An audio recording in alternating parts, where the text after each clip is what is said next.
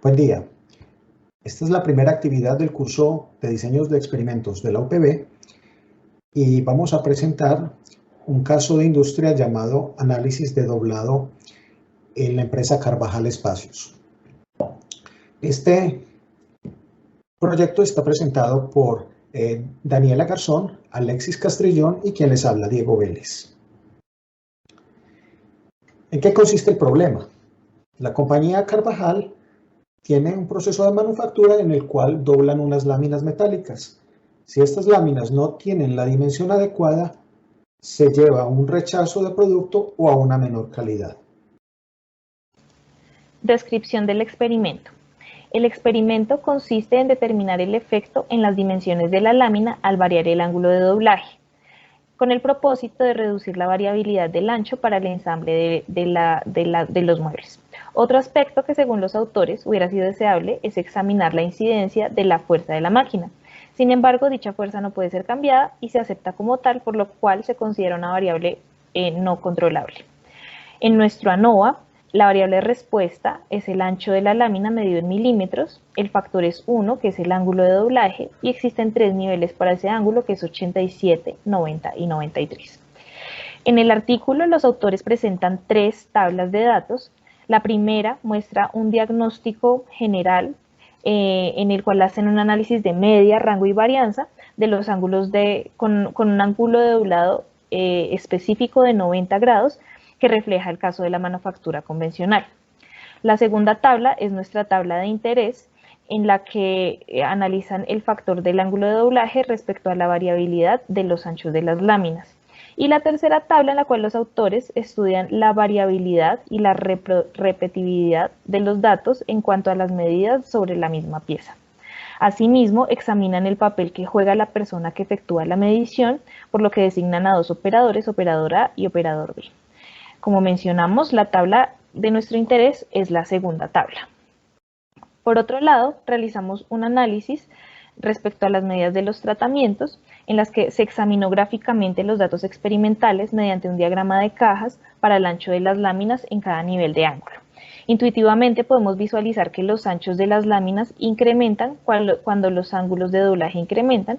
Además, el gráfico puede sugerirnos que la variabilidad del ancho de la lámina alrededor del promedio sí depende del ángulo.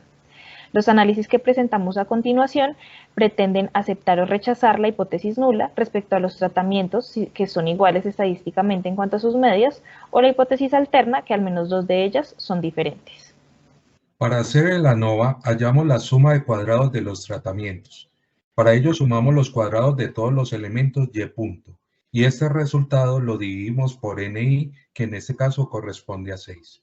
Este resultado le restamos la suma de los y 2 puntos al cuadrado, dividido por el número de muestras totales.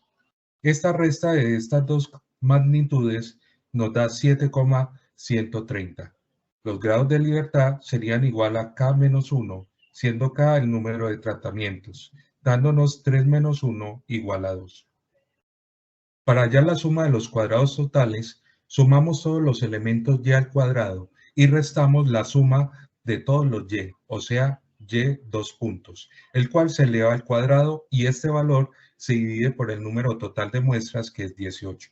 El resultado de la resta de estas dos magnitudes es 8,306. Los grados de libertad serían 18 menos 1 igual a 17.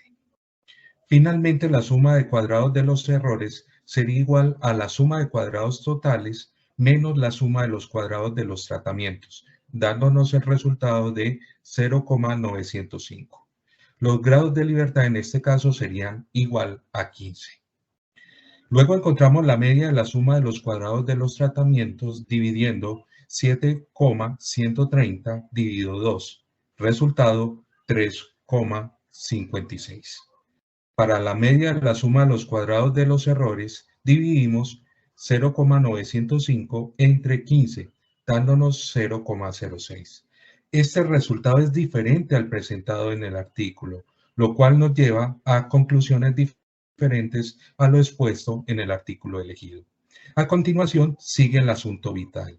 Encontramos el estimador F0, que es la razón entre el valor medio de la suma de cuadrados de los tratamientos y el valor medio de la suma de los cuadrados de los errores. En este caso, daría 356 entre 0,06. El resultado es 59,06. Este resultado lo comparamos con el estadístico F. Para rechazar la hipótesis nula, F0 debe ser mayor que el estadístico F. Y este es el resultado.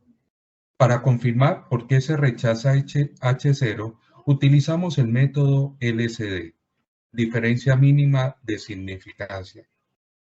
En este se compara el valor absoluto de la resta de la media de dos tratamientos con el valor del estimador T de Student.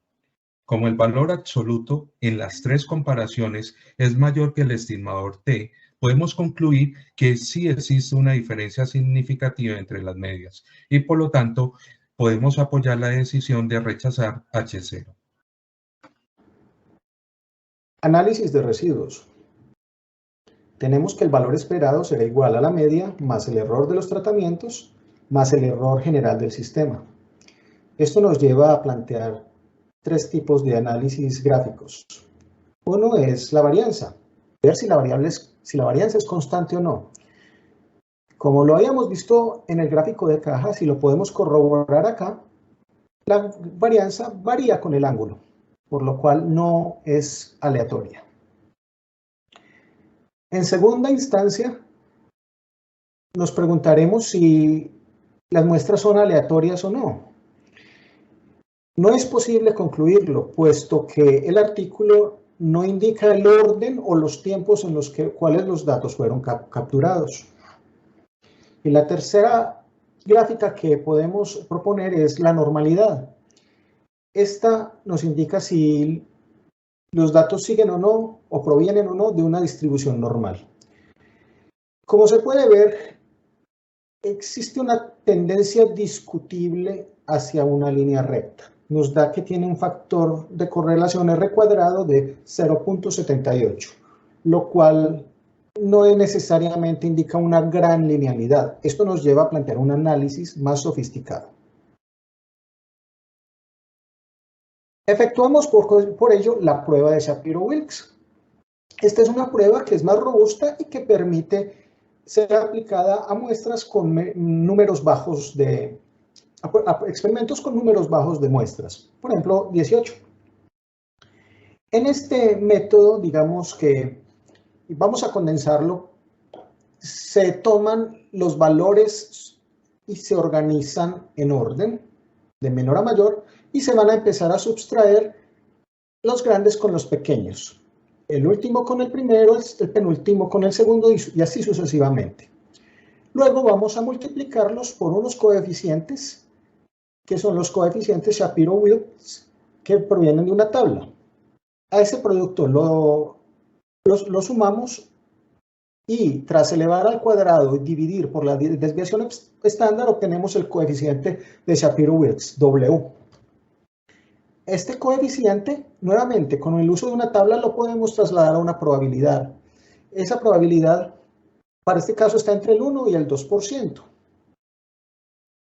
Como es menor que el 5%, podemos rechazar la hipótesis de que los datos provengan de una distribución normal.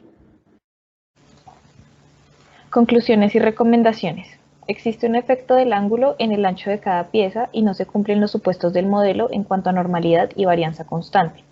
Verificar los cálculos para evitar conclusiones equivocadas, adicionalmente complementar el ANOVA con métodos como LSD. En el diseño del experimento, el orden en que fueron tomados los datos debe ser registrado y analizado para verificar el supuesto de aleatoriedad. Es indispensable verificar los supuestos del modelo con el análisis cualitativo y, de ser necesario, cuantitativo, para garantizar la calidad de los datos muestrales. También registrar las condiciones ambientales, tales como la temperatura. A pesar de ser una variable no controlable, podría analizarse su efecto en el modelo. Siempre que sea viable, tomar la mayor cantidad de datos posibles para fortalecer el análisis. Es relevante también registrar los datos de los equipos de medida, su precisión y su calibración. Presentamos finalmente la bibliografía. Para quienes la deseen consultar,